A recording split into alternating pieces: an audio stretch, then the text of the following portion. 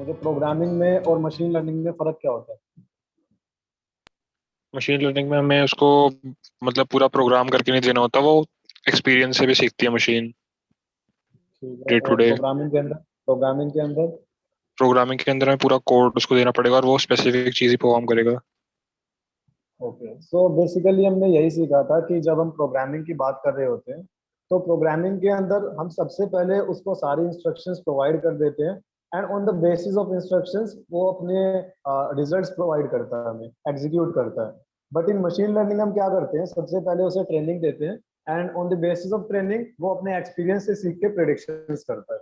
सो यही हमारा basic difference था मशीन लर्निंग के अंदर और प्रोग्रामिंग के अंदर। तो लास्ट क्लास के अंदर हमने टाइप्स के बारे में हमने पढ़ा था, उसके बारे में एक्सप्लेन नहीं किया था मैंने। तो तीन तरीके के टाइप्स होते हैं मशीन लर्निंग के अंदर।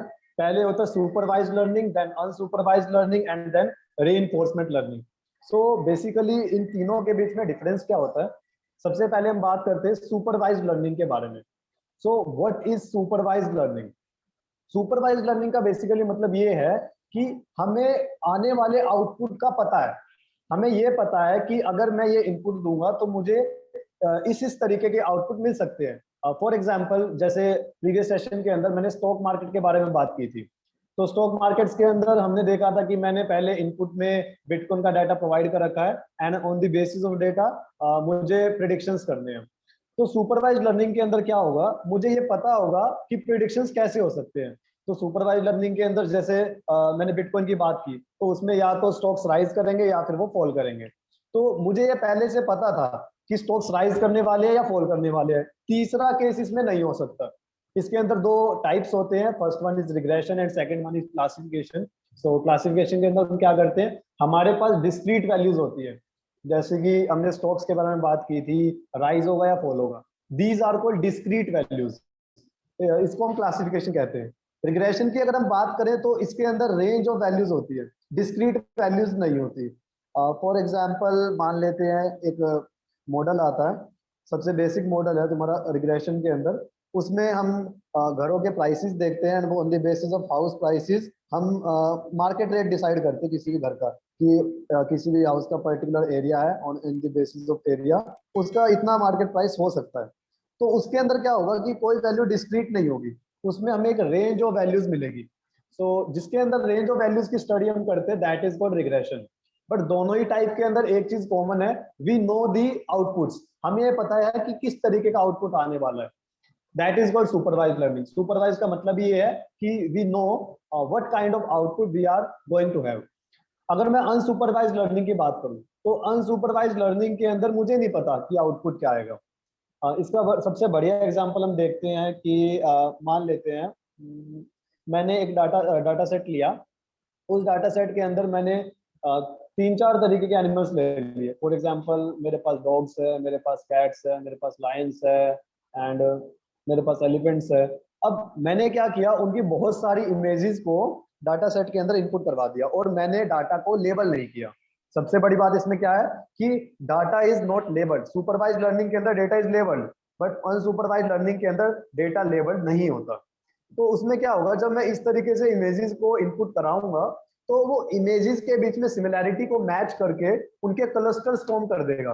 जैसे एलिफेंट्स की जो इमेजेस होगी वो एक अलग क्लस्टर बना लेगी, जो लायंस की फोटो होगी वो अलग क्लस्टर बनाएगी, जो डॉग्स की फोटोज होगी वो अलग क्लस्टर बनाएगी। It is called unsupervised learning, because हमें ये पता नहीं है कि किस तरीके का आउटपुट हमें मिलेगा, ना ही हमारा डेटा लेबल्ड है। इसके अंदर सिर्फ हम क्लस्टर बनाते हैं, दैट इज कॉल्ड क्लस्टरिंग और unsupervised learning. And last one is reinforcement learning, which is a very modern technology. Reinforcement का मतलब क्या होता है, कोई बता सकता है मुझे? इंग्लिश टर्म रेनफोर्समेंट का मतलब क्या होता है? टेक्निकल टर्म से हटके अगर मैं बात करूं तो रेनफोर्समेंट का मतलब क्या होता है? एनीवन? रेनफोर्समेंट,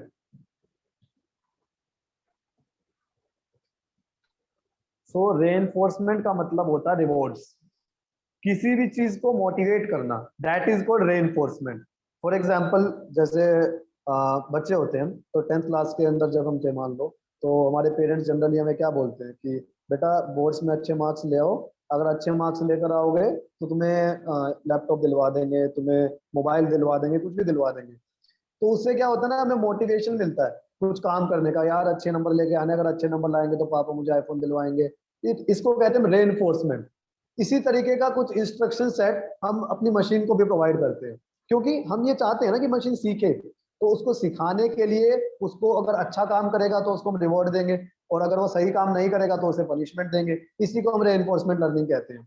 ये बहुत सारी चीजों के अंदर काम होती है, जैसे कि जो ऑटोमेटेड एरोप्लेन्स होते हैं, ऑटोमेटेड छोटे छोटे एरोप्लेन्स बनाए जाते हैं, ऑटोमेटेड रोबोट्स होते हैं। उसमें क्या होता है ना कि एरोप्लेन खुद से उड़ता है। तो उसमें किया क्या जाता है ऑटोमेटेड एरोप्लेन्स के अंदर, उसमें रेनफोर्समेंट लर्निंग का कॉन्सेप्ट होता है।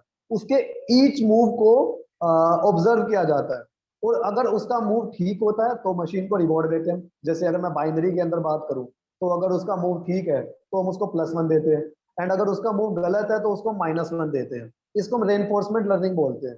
यहाँ पर ये होता है ना कि मशीन को जब हम इस तरीके से पॉइंट्स देते हैं, तो उसको ये पता चलने लग जाता है कि मुझे ये वाला स्टेप लेना है और ये वाला स्टेप नहीं लेना है।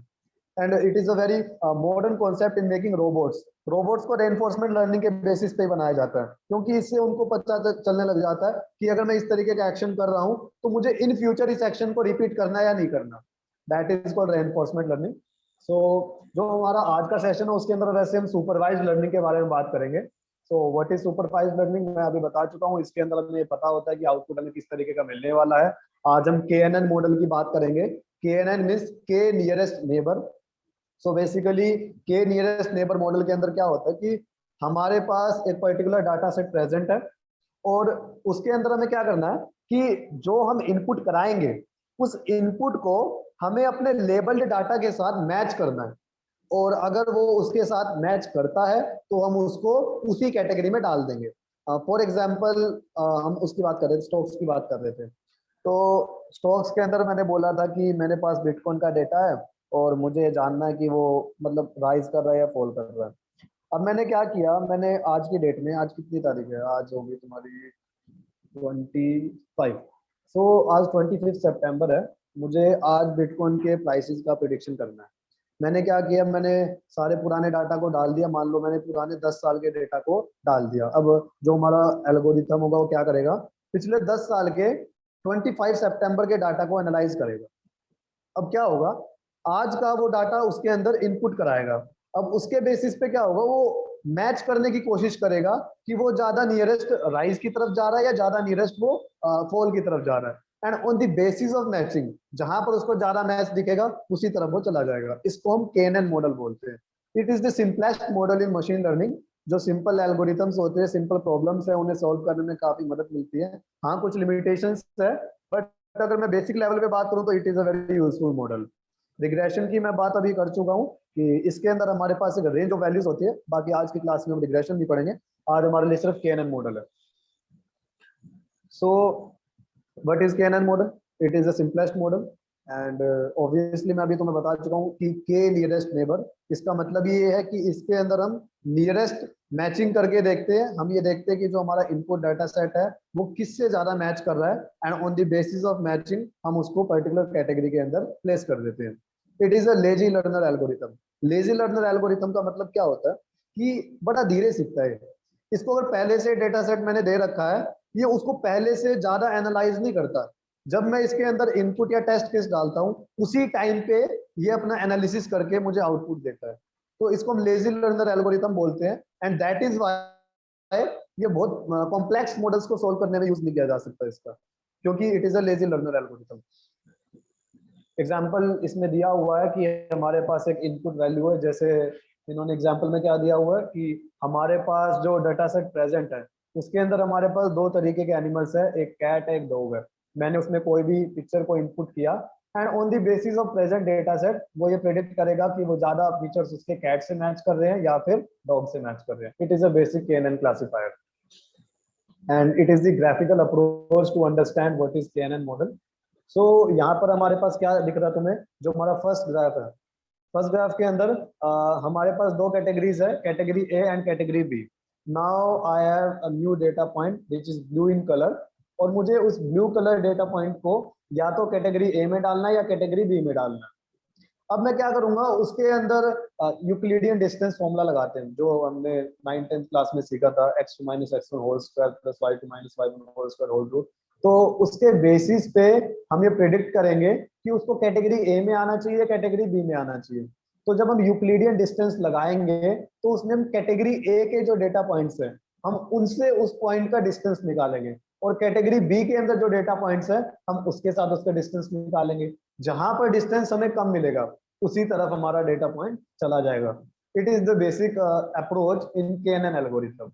एंड ऑब्वियसली ये सिर्फ सिंगल क्लास में यूज नहीं होता, ये मल्टी क्लास के अंदर भी यूज होता है। जैसे कि यहाँ पर तो हमारे पास दो ही कैटेगरीज दे रखी है, अगर दो से ज्यादा कैटेगरीज भी होती तो on the basis of features ये डाटा को प्रेडिक्ट करता। फीचर्स क्या होते हैं, लास्ट क्लास में पढ़ा था, जिसने अटेंड किया था बताना मुझे फीचर्स क्या होते हैं।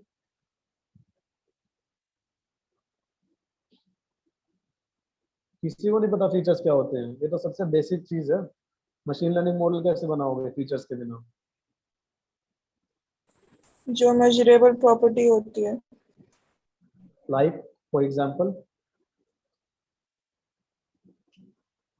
किस तरीके की मेजरेबल प्रॉपर्टीज को हम ले सकते हैं? लास्ट क्लास में मैंने लोन प्रिडिक्शन मॉडल के बारे में बताया था। तो अगर मुझे ये प्रिडिक्ट करना है कि किसी भी इंडिविजुअल को लोन ग्रांट करना चाहिए या नहीं करना चाहिए, तो क्या क्या फीचर्स ले सकते हैं?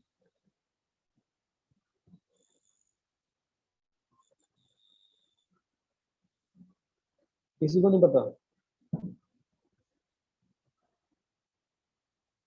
किसी को पता है तो चैट बॉक्स में भी लिख सकता है।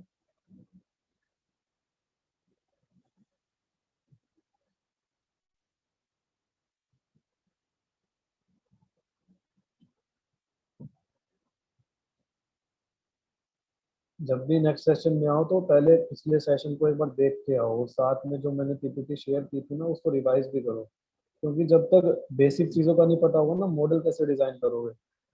सो फीचर्स का मतलब मैंने बताया था कि जिसके बेसिस पे हम अपना मॉडल बना रहे हैं। जैसे मैंने अभी तुमसे पूछा लोन प्रिडिक्शन मॉडल, तो उसके अंदर मैंने बताया था कि हम किसी भी इंडिविजुअल की इनकम, उसका एम्प्लॉयमेंट स्टेटस एंड उसकी पास्ट पेमेंट हिस्ट्री, इन सबको एज अ फीचर यूज करते हैं एंड उसके बेसिस पे प्रेडिक्शन करते हैं कि whether a person should be granted a loan और नॉट।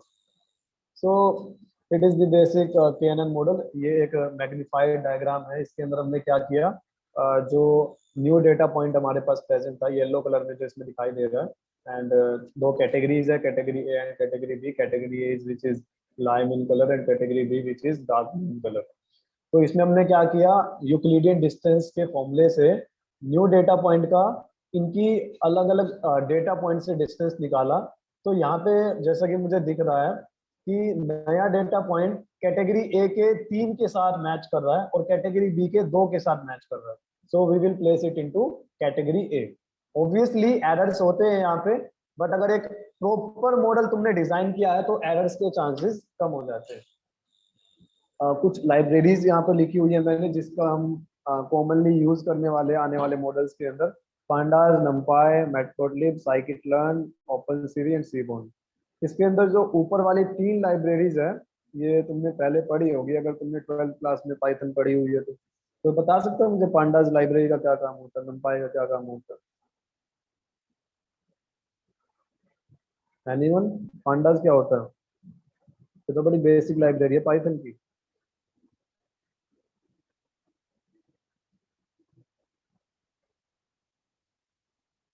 थोड़ा सा सेशन को इंटरेक्टिव रखो, नहीं बताओगे पता कैसे चलेगा? पांडास के बारे में नहीं पढ़ा, नंपाई मैटप्लॉटलिब के बारे में पढ़ा है। नंपाई क्या होता है? नंपाई एक्चुअली वो पाई चार्ट ड्रॉ करने के लिए यूज करते हैं और मैटप्लॉटलिब ग्राफ ड्रॉ करने के लिए। नहीं, मैटप्लोट्लिब में क्या पाई चार्ट प्लॉट नहीं करते हम। मैटप्लोट्लिब में तुम कुछ भी प्लॉट कर सकते हैं, स्कैटर प्लॉट पढ़े होंगे, पाई चार्ट पढ़े होंगे, लाइन ग्राफ पढ़े होंगे, सब कुछ हम मैटप्लोट्लिब से ही प्लॉट करते हैं। नंपाई का काम कुछ और होता है, दोबारा याद करो।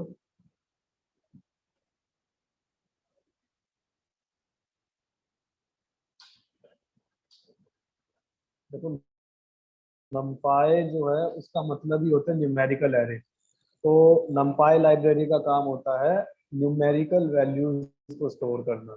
जो भी डेटा सेट तुम्हारे पास प्रेजेंट है उसके अंदर नंबर स्टोर करने का काम नंपाई का होता है। और अगर मैं पांडास की बात करूं तो पांडास का काम होता है सीरीज बनाना, डाटा फ्रेम्स बनाना। किसी को पता है सीरीज डाटा फ्रेम्स क्या होती है? तो पढ़े होंगे ना 12th क्लास में तुमने। सीरीज क्या होती है, डाटा फ्रेम्स क्या होते हैं। तो बड़ी बेसिक सी चीज है, जब तुमने डिक्शनरी भी बनाई होगी आई थिंक, तो डिक्शनरी के अंदर तुमने पढ़ा होगा डाटा फ्रेम्स क्या होते हैं। किसी को नहीं पता? एनीवन? कुछ भी बताओ, कुछ भी बताओ। सीरीज क्या होती है, डाटा फ्रेम्स क्या होते हैं?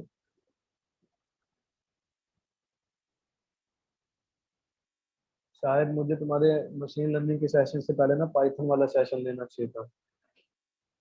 देखो सीरीज और डाटा फ्रेम्स में क्या होता है कि हमारे पास कुछ कॉलम्स प्रेजेंट होती है। कॉलम्स में जब टेबुलर फॉर्म में जब हम डाटा को अरेंज करते हैं ना, तो उसे हम डाटा फ्रेम बोलते हैं।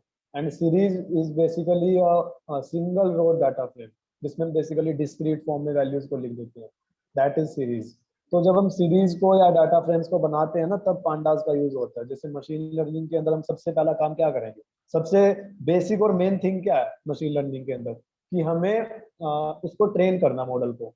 तो ट्रेनिंग करते वक्त हम उसके अंदर जो भी डाटा इनपुट कराएंगे उसका फॉर्म क्या होगा। जैसे मैंने बताया था कि एक्सेल या फिर सीएसवी फॉर्मेट के अंदर हम फाइल को इंपोर्ट कराते हैं। तो मॉडल बनाते वक्त जो सीएसवी फॉर्मेट होगा या जो एक्सेल फॉर्मेट होगा वो काम थोड़ी आएगा।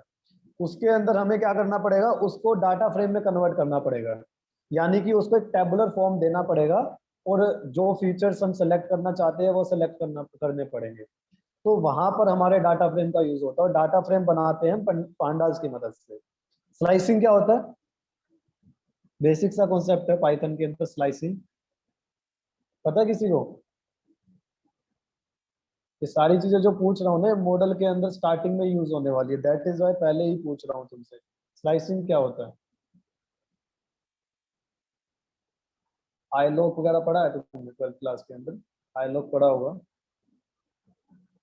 किसी ने नहीं पढ़ा? पाइथन नहीं थी 12th में। नहीं थी, चलो कोई बात नहीं, कल होगा पाइथन का सेशन, मैं डाल दूंगा, तुम सभी अटेंड करना पाइथन वाले सेशन को। क्योंकि अगर बेसिक्स क्लियर नहीं होंगे ना तो मॉडल कैसे बनाओगे। ज्यादा पाइथन की जरूरत नहीं पड़ेगी तुम्हें यहाँ पे, बस बेसिक बेसिक्स पता होने चाहिए कि क्या काम है, क्या करना है। तो अगर मैं स्लाइसिंग की बात करूँ ना, तो मैंने मान लो एक बड़ा सा डाटा फ्रेम लिया, उसके अंदर मुझे पर्टिकुलर कॉलम्स को या पर्टिकुलर रोज को सेलेक्ट करना है, वहां पर स्लाइसिंग का यूज करते हैं। जैसे कि मैं कोई भी टेबल इंपोर्ट करवाऊंगा मॉडल के अंदर, तो उसमें से हमें फीचर सेलेक्ट करने होते हैं। फीचर्स मैंने बताया था, जो मेजरेबल क्वांटिटीज होती है जिसका हम ट्रेनिंग में यूज करेंगे। तो जब हम टेबल को इंपोर्ट कराते हैं ना, बहुत सारी ऐसी कॉलम्स भी होते हैं जिनका कोई काम नहीं होता। एग्जाम्पल के लिए लोन प्रिडिक्शन मॉडल के अंदर पर्सन के नाम भी होते हैं, अब नाम से प्रिडिक्शन थोड़ी करेंगे हम, तो उसको तो छोड़ना होता है हमें। तो वहां पर स्लाइसिंग का यूज करते हैं। स्लाइसिंग की हेल्प से जो फीचर्स का काम नहीं कर सकते, जो कॉलम्स फीचर के लिए यूज नहीं किए जा सकते, उनको हम छोड़ देते हैं। तो ये मेन स्लाइसिंग होता है। अब बात करते हैं साइकिट लर्न की। साइकिट लर्न तो देखो यार बेस है पूरा, यहीं से तुम्हारी स्टार्टिंग होनी है, साइकिट लर्न और ओपन सीरी। अगर मैं मतलब डाटा के साथ काम कर रहा हूँ तो साइकिट लर्न का काम है बहुत ज्यादा, और अगर मैं इमेजेस के साथ काम कर रहा हूँ तो काम है मेरा ओपन सीरी। सीरी का मतलब होता है कंप्यूटर विजन, यहाँ पर हम इमेजेस को प्रोसेस करवाते हैं। तो साइकिट लर्न पूरी लाइब्रेरी है। इसका सबसे बड़ा एडवांटेज पता है क्या साइकिट लर्न का? यहाँ पर ना हर मॉडल की चीजें पहले से ही डिफाइंड है। जैसे मैं KNN मॉडल बना रहा हूँ, यहाँ पर मैंने अभी बताया था कि हम यूक्लिडियन डिस्टेंस वगैरह लगाते हैं। तो अब वहां पे तो मैथमेटिकल फॉर्मूला लिखने बैठोगे ना, बहुत टाइम खराब हो जाएगा उससे, और ये भी पॉसिबल है गलतियां होंगी तो मॉडल भी हमारा बेटर ना हो। तो साइकिट लर्न के अंदर ना पहले से ही हर चीज का डेफिनेशन हमने दिया हुआ है, काम ना बड़ा आसान हो जाता है। जैसे KNN के लिए अलग लाइब्रेरी बना रखी है हमने, रिग्रेशन के अंदर अलग लाइब्रेरीज बना रखी है, प्री प्रोसेसिंग के लिए भी बहुत सारी लाइब्रेरीज पहले से बनी पड़ी है। तो उससे क्या होता है ना कि काम बहुत आसान हो जाता है हमारा। जो पहले हमारा कोड 5 पेज में लिखा जाना था वो 1 पेज में हो जाता है। तो साइकिट लर्न के बारे में हमें सबसे ज्यादा पढ़ना है। और ये तुम कह सकते हो कि जो तुम्हारी लर्निंग लाइब्रेरी है, बेसिक लाइब्रेरी है, जहां से तुम सबसे पहले मॉडल्स को बनाना सीखोगे, वो तुम्हारी साइकिट लर्न है। उसके बाद है तुम्हारी ओपन सीरी। ओपन सीरी का क्या काम है? अभी मैंने बताया कंप्यूटर विजन। इसमें हम क्या करते हैं ना कि जो इमेजेस होते हैं, इमेजेस को न्यूमेरिकल फॉर्म में हम एक्सप्रेस करते हैं। न्यूमेरिकल फॉर्म का मतलब क्या है? मान लो एग्जांपल के लिए, जैसे वो होते हैं क्या बोलते हैं, मैंने एक प्रोजेक्ट बनाया था कार्टूनिफिकेशन के ऊपर।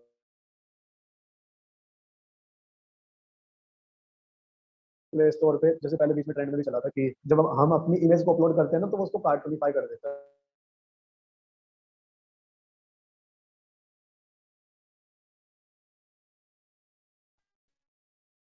उसका एक कार्टून वर्जन प्रेजेंट कर देता है। तो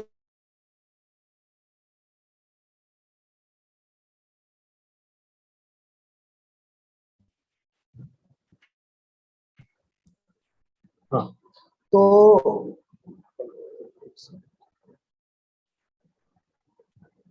हेलो। तो जब हम उसके लिए मॉडल बना रहे होते हैं वो मशीन लर्निंग में बनता है। तो उसमें हम क्या करते हैं कि जो हमारे पास पहले से इमेज प्रेजेंट है उसको हम अपलोड करते हैं एंड उसके ऊपर फिर अपना मॉडल अप्लाई करके उससे एक कार्टूनिफाइड इमेज निकाल लेते हैं। तो वहां पर काम किसका होता है? ओपन सीवी का काम होता है। ओपन सीवी क्या करता है? जो इमेज हम अपलोड करेंगे उसको सबसे पहले वो न्यूमेरिकल एरे के अंदर एक्सप्रेस करता है, उसको ना नंबर्स में कन्वर्ट कर लेता है, क्योंकि ये तो हमें पता ही है कि मशीन को सिर्फ नंबर समझ में आते हैं, उसको नहीं पता इमेज क्या है। इमेज को भी वो सारा मतलब न्यूमेरिकल एरे में ही मतलब प्रोसेस करता है। तो यहाँ पर हम ओपन सीवी और नंपाई की मदद से, ओपन सीवी का काम क्या होता है? इमेज को प्रोसेस करना, और नंपाई का क्या काम क्या होता है? जो न्यूमेरिकल डाटा हमें मिला है उसको स्टोर करना और आगे एनालिसिस में यूज करना।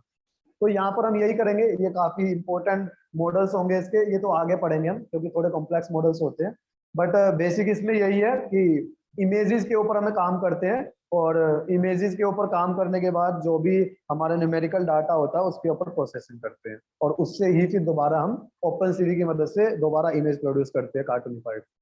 लास्ट लाइब्रेरी हमारी है C1 library. C1 library matplotlib की तरह काम करती है। इसका काम भी प्लॉटिंग में ही होता है। अब बेसिक डिफरेंस क्या है मैटप्लॉटलिब और C1 के अंदर कि मैटप्लॉटलिब जो है उसके अंदर ग्राफ्स ज्यादा है, पर जो प्रेजेंटेशन है ना वो थोड़ा बेसिक है, उतना अच्छा प्रेजेंटेशन नहीं है। बहुत सारे ऐसे फीचर्स है जो मैटप्लॉटलिब के अंदर प्रेजेंट नहीं है। अब C1 क्या है कि उसमें ग्राफ्स तो लिमिटेड है, बट जो मतलब हमारा प्रेजेंटेशन है वो थोड़ा कॉम्प्लेक्स होता है और चीजों को ना ज्यादा अच्छे से डिटेक्ट कर पाते हैं। मैटप्लॉटलिब के अंदर हमें बेसिक चीजों का पता चलता है सिर्फ, बट C1 के अंदर ना थोड़ा सा प्रॉपरली हम चीजों को देख पाते हैं। तो ये बेसिक डिफरेंस होता है मैटप्लॉटलिब और C1 के अंदर। मतलब कई कई मॉडल्स के अंदर तो मैटप्लॉटलिब से काम हो जाता है, बट कई जगह प्रेजेंटेशन ना बड़ी इंपॉर्टेंट होती है, तो वहां पर मैटप्लॉटलिब की बजाय हम C1 की मदद लेते हैं कुछ मॉडल मतलब मॉडल्स बनाने के अंदर। उसके बाद हमारा है that is all about your basics of KNN model. इसके बाद हम KNN मॉडल के ही एक प्रोग्राम को देखते हैं, एक छोटा सा मॉडल देखते हैं। तो अभी हमने देखा था कि KNN मॉडल का मतलब क्या होता है। इसके अंदर हम नियरेस्ट के कॉन्सेप्ट पे काम करते हैं कि किसी भी अगर न्यू डेटा पॉइंट को हमने लिया तो उसको हमें कहाँ प्लेस करना है, ये उसकी डिस्टेंस पे डिपेंड करेगा, यूक्लिडियन डिस्टेंस पे डिपेंड करेगा। अब ये एक छोटा सा मॉडल हमने बनाया हुआ है, ये KNN एल्गोरिथम के ऊपर मॉडल बनाया हुआ है। तो स्टेप बाय स्टेप अगर मैं इस मॉडल की बात करूं तो सबसे पहले इसके अंदर मैंने लाइब्रेरीज को इंपोर्ट करवाया।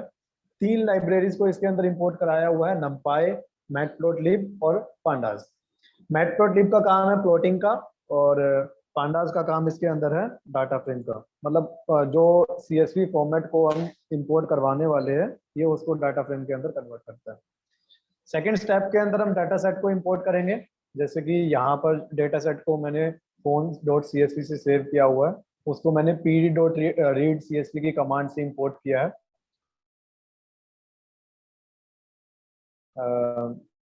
जो एक बात इसके अंदर जो CSV फाइल इंपोर्ट करेंगे उसकी डायरेक्टरी सेम होनी चाहिए। एरर्स आ जाए, जिस डायरेक्टरी के अंदर तुम्हारा प्रोग्राम प्रेजेंट है उसी डायरेक्टरी के अंदर ये फाइल हमारे पास प्रेजेंट होनी चाहिए। उसके बाद हमारे पास है हमने इसको प्रिंट किया हुआ print data set dot head. इसके हेड को प्रिंट क्यों किया हुआ है? इसके कमांड का काम क्या होता है कि ये जो स्टार्टिंग की 5 एंट्रीज होती है उसको लिस्ट करता है। उससे हमें ये पता चल जाता है कि जो डाटा सेट हमने इंपोर्ट किया वो सही है या नहीं है। अब उसके बाद मेन स्टेप हमारा स्टार्ट होता है थर्ड से। थर्ड के अंदर हमने क्या किया है, इसके अंदर आईलॉग की कमांड लगाई है। आईलॉग की कमांड का मैंने यूज बताया था अभी, क्या बताया था आईलॉग का? स्लाइसिंग के लिए। स्लाइसिंग के लिए। अब स्लाइसिंग यहाँ पर क्यों की गई है, मैं तुम्हें डाटा सेट दिखाता हूँ इसका। ये है, ये रहा। तो इसके अंदर क्या क्या है, सीरियल नंबर है 0 1 2 3 4, जेंडर है मेल फीमेल, एज है, सैलरी है, एंड हमें ये देखना है कि पर्सन आईफोन को परचेज कर सकता है या नहीं कर सकता। ये हमारा रिजल्ट है, ये हमारा प्रिडिक्शन करनी है। तो यहाँ पर जो सीरियल नंबर है, सीरियल नंबर का कोई काम नहीं है, इसीलिए उसको रिमूव करने के लिए मैंने इसमें स्लाइसिंग लगाई है। एंड 1 to 2 मैंने इसके अंदर एंट्रीज को लिया हुआ है, इसलिए मैंने इसमें आई लॉक लगाई है। एक्स के लिए मैंने आई लॉक लगाया और वाई पे भी आई लॉक लगाया। उसके बाद मेन हमारा एग्जीक्यूशन स्टार्ट होता है यहाँ से। मैंने बताया था साइकिट लर्न लाइब्रेरी का बहुत बड़ा यूज है इसके अंदर।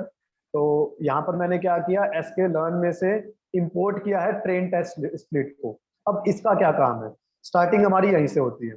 इसमें क्या होगा कि मान लो मैंने जो डाटा सेट लिया उसके अंदर 1000 एंट्रीज है, तो ट्रेन टेस्ट स्प्लिट की मदद से मैं क्या करूंगा, डाटा सेट को 2 पार्ट्स में डिवाइड कर दूंगा।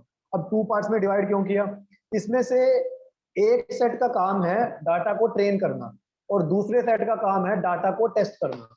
क्योंकि जब मैं डेटा को डालूंगा या जो भी मॉडल बनाऊंगा उसको मैं ट्रेन करूंगा, उसके बाद मुझे ये चेक भी तो करना है ना कि जो मेरा एल्गोरिथम बना है उसकी एक्यूरेसी क्या है, सही है या नहीं है वो। इसके लिए मैंने इसका ट्रेन टेस्ट स्प्लिट का यूज किया।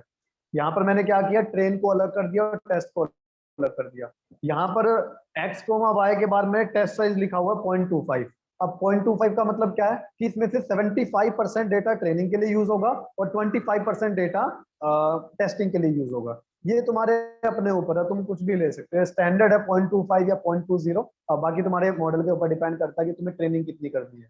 ये मैंने तुम्हें पहले ही बताया था कि ओवर फिटिंग का और अंडर फिटिंग का ध्यान रखना है, क्योंकि अगर ओवर फिटिंग तुम्हारे डाटा सेट की हो गई तो एम्बिगस रिजल्ट्स आएंगे, और अगर अंडर फिटिंग होगी तो जो तुम देखना चाहते हो वो तुम्हें मिलेगा ही नहीं। तो ये चीज तुम्हें याद रखनी है कि साइज कितना होना चाहिए। साइज तुम अपने हिसाब से देखोगे, ये डिपेंड करेगा, पहली बात तो तुम्हारे मॉडल पे डिपेंड करेगा, एंड सेकंड थिंग तुम्हारे डाटा सेट पे डिपेंड करेगा किस तरीके का डाटा सेट है तुम्हारा, क्या रिजल्ट्स तुम्हें चाहिए, किस तरीके से तुम ट्रेनिंग कर रहे हो और कितने बड़े डाटा सेट को तुमने लिया है, वो उसके हिसाब से तुम अपने ट्रेन और टेस्ट को डिसाइड कर सकते हो। स्टैंडर्ड के लिए मैंने यहाँ पे 0.25 लिया है, बाकी तुम इसको 0.20 से भी स्टार्ट कर सकते हो। देन उसके बाद फिफ्थ स्टेप के अंदर हमने किया इसमें feature scaling. Now what is feature scaling, it is a very important step while making a model. तो फीचर स्केलिंग के अंदर हम क्या करते हैं, जितने भी हमारे पास फीचर्स प्रेजेंट है, जैसे कि इसके अंदर जेंडर है, एज है, इनकम है, जो ये 3-4 फीचर्स हमने लिए हैं, इनको हमें स्केल करना है। स्केल करने का मतलब क्या है, हम इनका मीन 0 कर देते हैं एंड स्टैंडर्ड डेविएशन 1 कर देते हैं।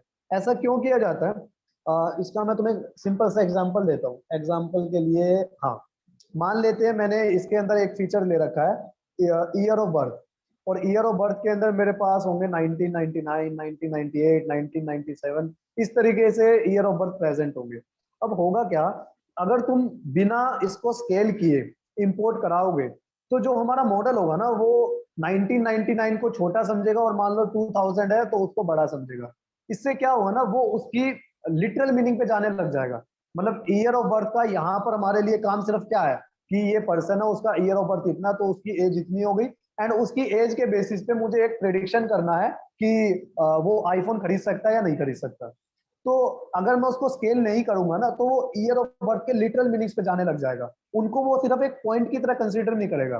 तो उनको लिटरल मीनिंग देने की बजाय मुझे अगर उनको स्टैंडर्ड बनाना है तो यहाँ पर फीचर स्केलिंग करनी पड़ती है। इसलिए मैं कह सकता हूँ बड़ा इंपॉर्टेंट स्टेप है फीचर स्केलिंग। नेक्स्ट हमारा है छठा स्टेप, फिटिंग। हमें यहाँ पर इसकी फिटिंग करनी है। फिटिंग करने का मतलब क्या है, मुझे यहाँ पर देखना है कि किस तरीके से मुझे अपने पैरामीटर्स को सेट करना है कि जो हमारा डेटा सेट है वो ना तो अंडर फिट हो ना ही ओवर फिट हो। अब इसमें सेट क्या करना होता है, सबसे पहली चीज सेट करने वाली होती है इसमें जो ये कौन सी लाइन है, ये वाली, इसमें दिया हुआ classifier equals to K neighbour classifier N neighbour equals to 5। So यहाँ पर जो एन नेबर्स इक्वल्स टू 5 है ये बड़ा इंपॉर्टेंट पैरामीटर है जब हम एक KNN मॉडल बनाते हैं, क्योंकि यहाँ पर हमें डिसाइड करना होता है कि कितने डाटा पॉइंट्स के साथ मुझे अपनी न्यू एंट्री को मैच करना है। यहाँ पर मैं कम भी नहीं ले सकता और ज्यादा भी नहीं ले सकता। ये मुझे सबसे पहले मैटप्लॉटलिब की हेल्प से जब मैं ग्राफ डिजाइन करूंगा तो मुझे उससे पता चलेगा कि मुझे अपने नेबर्स को कितना रखना है। स्टैंडर्ड में वैसे 5 या 6 ही यूज करते हैं, बट अगेन मॉडल पे और तुम्हारे डेटा सेट पे डिपेंड करता है कि कितने नेबर्स को तुम्हें चूज करना चाहिए। देन हमारा जो डेटा सेट है वो फिट हो जाता है। फिट होने के बाद देन हम प्रिडिक्शन करना है, Y prediction equals to classifier dot predict X test. Prediction हम टेस्ट सेट पे करेंगे ऑब्वियसली, ट्रेनिंग पे नहीं करेंगे, ये चीज याद रखनी है, क्योंकि पहले ही हमने ऊपर ट्रेन को और टेस्ट को अलग कर दिया था। उसके बाद हमारा क्या काम है, उसके बाद हमें अपने रिजल्ट्स को प्रिंट करना है। रिजल्ट्स के अंदर हम अपने एक्यूरेसी स्कोर और प्रिसीजन स्कोर को प्रिंट करते हैं। उससे हमें ये पता चलता है कि जो मॉडल हमने डिजाइन किया है वो कितने हद तक एक्यूरेट है, कितने हद तक प्रिसाइज है, और उसके बेसिस पे हम आगे जाके इंप्रूवमेंट्स कर सकते हैं। सो एक्यूरेसी और प्रिसीजन को चेक करने के लिए हमारा नेक्स्ट स्टेप है, लास्ट हमारा सेट होता है, उसमें हम इसको विजुलाइज करते हैं। और विजुलाइज के अंदर अगेन तुम मैटप्लॉटलिब की भी हेल्प ले सकते हो और C1 की भी हेल्प ले सकते हो। बाकी अभी स्टार्टिंग हम कर रहे हैं तो अभी हम काम सारा मैटप्लॉटलिब से करेंगे। और यहाँ पर मैंने ये स्कैटर प्लॉट बनाया हुआ है। इसका स्कैटर प्लॉट से ना चीजों की फीलिंग हो जाती है, तो एक्यूरेटली पता चलता है कि एरर्स क्या है, उसमें एरर्स अलग दिख जाते हैं। जैसे कि ये रिजल्ट्स दिखाता हूँ मैं, ये हमारे पास देखो रिजल्ट्स है। इस डाटा की एक्यूरेसी 93% है, प्रिसीजन इसका 0.87 है, विच इज फार गुड। अगर 90% से ऊपर एक्यूरेसी अगर है तो हम ये कह सकते हैं कि हमारा मॉडल अच्छे से डिजाइन हो गया है। अब यहाँ पर अगर मैं इसका ग्राफ देखूं तो देखो ये हमारे पास स्कैटर प्लॉट्स है इसके। अब स्कैटर प्लॉट के अंदर जो ऊपर वाला स्कैटर प्लॉट है वो ट्रेनिंग सेट का है, कि हमने ट्रेनिंग किस तरीके से करी है, और अगला स्टेप तुम्हारा टेस्ट सेट का है। तो ट्रेनिंग और टेस्ट से तुम्हें यहाँ पर जो अलग अलग पॉइंट्स दिख रहे हैं, मिसमैच भी दिख रहे हैं, जैसे कि ग्रीन कैटेगरी के अंदर रेड पॉइंट्स दिख रहे हैं, दीज आर एरर्स, और हमें रेड के अंदर ग्रीन दिखाई दे रहे हैं, दीज आर एरर्स। इसी तरीके से टेस्ट के अंदर भी तुम्हें ये दिख रहे हैं कि ग्रीन के अंदर कुछ कुछ रेड पॉइंट्स भी है, and these indicates your errors. तो यहाँ से तुम्हें विजुलाइज भी हो जाता है कि हमारे डाटा सेट के अंदर एरर्स कितने हैं, और उसके बेसिस पे फिर हम अपना काम कर सकते हैं। लास्ट ग्राफ हमने लाइन ग्राफ बनाया हुआ है इसके अंदर। इसके अंदर हम ट्रेनिंग और टेस्ट की एक्यूरेसी की हेल्प से ये डिसाइड करते हैं कि हमें नेबर्स कितने लेने हैं। मैंने बताया था ना कि नेबर्स डिसाइड करने का काम यहीं से हम देखते हैं। तो यहाँ पर हम क्या करेंगे, ट्रेनिंग की और टेस्टिंग की एक्यूरेसीज को लाइन प्लॉट की मदद से प्लॉट करेंगे, एंड जहां पर ये इंटरसेक्ट करते हैं उस इंटरसेक्शन पॉइंट के हिसाब से हम नेबर्स डिसाइड करते हैं। अब इस केस के अंदर इनका इंटरसेक्शन पॉइंट तुम्हें 2.5 समवट दिख रहा है, तो इसके अंदर एरर्स प्रेजेंट है, क्योंकि मैंने ऊपर नेबर्स 5 लिए थे। तो मुझे इस चीज को चेक करना है, ऑप्टिमाइज करना है कि नेबर्स मेरे कितने होने चाहिए। सो it is the basic model, KNN model. और इसके अंदर हमने किया क्या था, इसके अंदर प्रेडिक्शन किया था कि पर्सन के हमारे पास ये फीचर्स प्रेजेंट है, and on the basis of these features whether a person is eligible to buy iPhone और नॉट, मुझे ये प्रेडिक्ट करना था। So that is all for today's class. किसी का कोई डाउट्स अभी तक हो तो मुझसे पूछ सकता है। ये हमारा KNN मॉडल था, ये फर्स्ट मशीन लर्निंग मॉडल है जिसके ऊपर तुम्हें काम करना है। बोलो किसी का कोई डाउट्स हो तो, किसी भी तरीके का डाउट हो। नेबरिंग से आपका मतलब क्या है कि नेबर्स कितने रखने चाहिए? नेबर से हमारा मतलब है, जैसे देखो मैं PPT में दिखाता हूँ, ये हमारा था,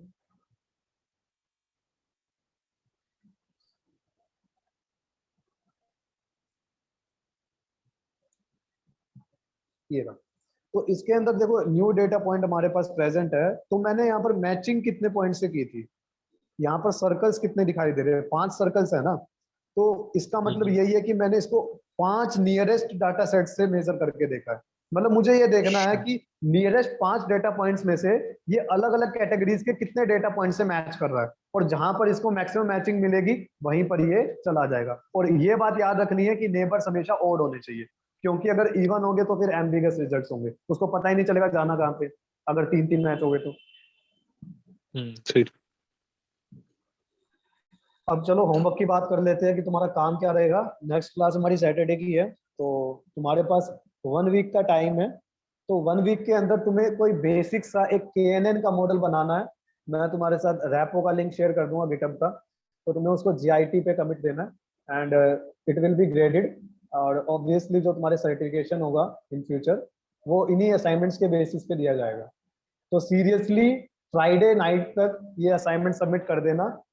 शायद आज रात तक या कल सुबह तक मैं तुम्हें टॉपिक्स बता दूंगा कि किस किस टॉपिक्स पे तुम मॉडल बना सकते हो, एंड डेटा सेट तुम कहीं से भी उठा सकते हो। कैगल तुम यूज कर सकते हो डेटा सेट के लिए। Kaggle is the very good open source for machine learning. तो वहां से तुम डेटा सेट यूज कर सकते हो और कॉपी नहीं करना है। मुझे पता चल जाएगा कि जो तुमने कोड लिखा वो कॉपी किया है, खुद से लिखा है। तो तुम्हारा यही असाइनमेंट रहेगा कि तुम्हें KNN के ऊपर कोई एक मॉडल डिजाइन करना है। टॉपिक्स मैं तुम्हारे साथ आज शेयर कर दूंगा एंड ये PPT भी तुम्हें दे दूंगा। That is all for today. किसी को कोई भी डाउट तो पूछ सकता है। पाइथन की क्लास कब होगी? आप कह रहे थे पाइथन की ज्वाइन कर। पाइथन की कर लूंगा मैं यार, आज के थे वैसे तो, बट आज अब 2 क्लासें हो नहीं पाएंगी और ये क्लास भी थोड़ी लंबी चलेगी, थोड़ा इंग्लिश की वजह से 15 मिनट खराब हो गए। तो कर लूंगा। टाइमिंग शायद वही 2 या 3 बजे के आसपास ही होगी, वो मैं शेयर कर दूंगा। तो ओके। अपने इस पर काम करने लग जाओ। मैं ये वाला भी तुम्हारे साथ शेयर कर देता हूँ, जो मॉडल मैंने ये बनाया है। तो पहले इससे पहले इसको एनालाइज करो, इसको समझो, एंड उसके बाद जो टॉपिक्स मैं तुम्हें दूंगा उसके ऊपर मॉडल बना के देखो। डेटा सेट तुम कहीं से भी उठा सकते हो।